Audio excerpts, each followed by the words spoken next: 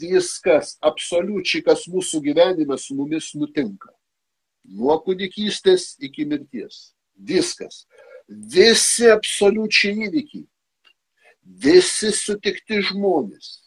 Visos mūsų psichologinės ar fizinės būsenos. Visi procesai, visos žinios.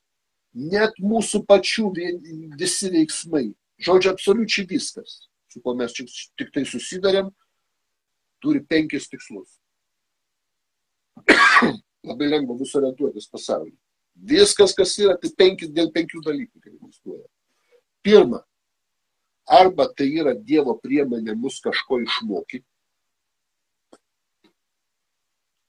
Antra, arba tai Dievo priemonė mus kažkaip patobulinti, mūsų charakterį patobulinti, pagerinti. Trečia, arba tai Dievo priemonė mus sustiprinti, užgrūdinti, mūsų aš sustiprinti, mūsų valią.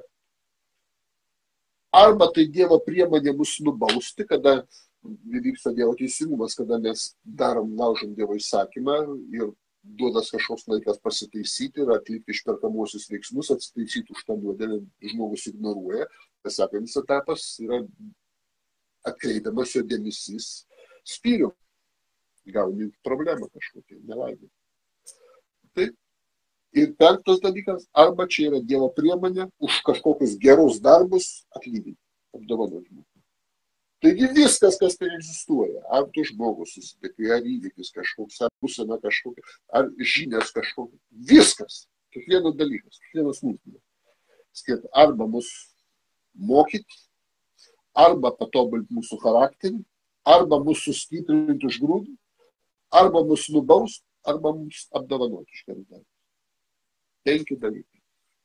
Tik tai. Tai va.